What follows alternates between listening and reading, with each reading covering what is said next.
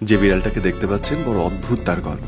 গত 30 দিনে সে প্রায় 100টা মুরগির মাংস চুরি করেছে মুখে করে।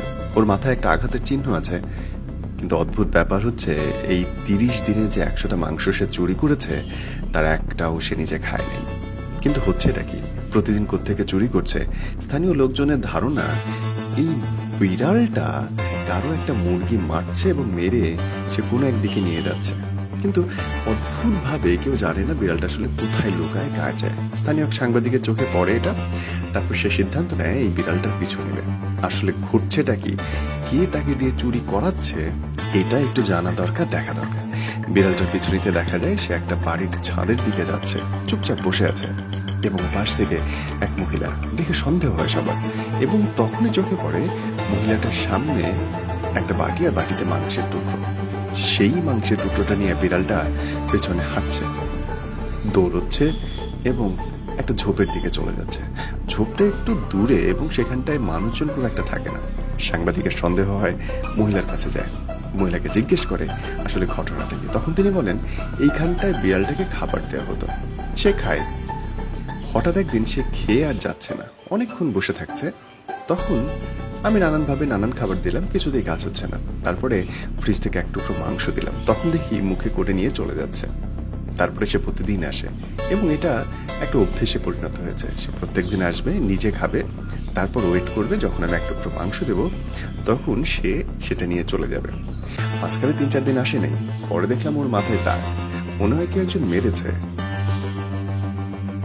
অনেকে হয়তো ভাবতে পারে সে বিড়ালটা হয়তো মাংস চুরি করছে, কিন্তু আসলে তো তা না।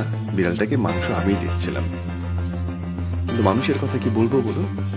তারপরে আমি প্রত্যেক দিন তার জন্য মুরগির মাংস এনে রাখি, সে নিজে খায়, খাবারগুলো খেয়ে মাংসের টুকরোটা নিয়ে চলে যায়।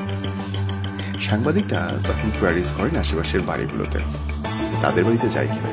দেখা গেল না, তাদের বাড়িতে যাচ্ছে না, ওই একটা বাড়িতে যাচ্ছে, মাংসটা নিচ্ছে, নিয়ে চলে যাচ্ছে।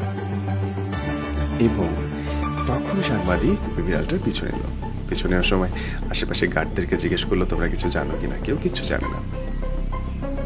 এই যে দৃশ্যটা দেখছেন, এটা বড় কষ্ট করে শুট করা। বিড়াল তো লজ্জা পাচ্ছিল খেতে, এবং চুরিটাও সে দেখাতে চাচ্ছিল না। এই বিড়ালটার পিছু নিতে নিতে একটা ঝোপের মধ্যে গিয়ে আসল ব্যাপারটা বোঝা গেল। দেখা গেল শক্তপোক্ত আরো 4টা বিড়াল সেখানটা রয়েছে, এবং এগুলো যে ওর বাচ্চা সেটা মোটামুটি নিশ্চিত। আর ওই মাংসটা অ্যাকচুয়ালি ওর বাচ্চারা খাচ্ছে, এবং এই এক টুকরো মাংস যে সে নিজে খায় নাই, বাচ্চাদের জন্য নিয়ে এসেছে, সেটা জানার পরে সাংবাদিকের চোখে জল এসে গেল। এই ছোট্ট বাচ্চাদেরকে মানুষ করার জন্যই আসলে বিড়ালটা এত দূর, এত কষ্ট, এত রিস্ক নিয়ে মাংসের টুকরোগুলো মুখে করে নিয়ে আসতো। প্রথমে যেত ওই বাড়িতে, গিয়ে নিজে খেত এবং ওয়েট করতো তার বাচ্চাদের জন্য কিছু একটা আনবার। বাচ্চাদেরকে সে লুকিয়ে রেখে যেত এই ছোট জঙ্গলের মধ্যে, কাঠের নিচে, এই জায়গাগুলোতে, যেন আশেপাশের কেউ বাচ্চাদের ক্ষতি না করতে পারে। সচরাচর মানুষ দেখলে ওরা বের হয় না, একটা বিশেষ শব্দ করে, এবং শব্দ করার পরে বাচ্চাগুলো বের হয়। মায়ের কোলে একটা সন্তান যে কত নিশ্চিন্ত, আর একটা মা যে তার সন্তানের জন্য কত কিছু করে, এই বিড়াল ছালান গল্পটা না দেখলে হয়তো বুঝতেই পারতাম না। দেখেছি, শুনেছি, জানেছি অনেক কিছু, কিন্তু কখনো এমন করে প্রকৃতির মায়ের জন্য যে ভালোবাসা জন্ম দিয়েছে বুকের মধ্যে, সেটা দেখার সুযোগ হয় নাই। বিড়াল মাটারই যদি সন্তানদের প্রতি এত ভালোবাসা থাকে, তাহলে মানুষের মারা তাদের সন্তানদের কতটা ভালোবাসা একবার চিন্তা করে দেখুন। বিড়ালটাকে একসময় স্থানীয় পশু বিভাগ নিয়ে আসে, শুধু তাকে না, তার বাচ্চাগুলোকেও নিয়ে আসে। নিয়ে এসে চেষ্টা করে একটা ভালো পরিবেশ দিতে। মুখে, হাতে, পায়ে, নানান জায়গায় যে দাগগুলো হয়েছে সেগুলো ঠিক করবারও চেষ্টা করে, করেও বটে।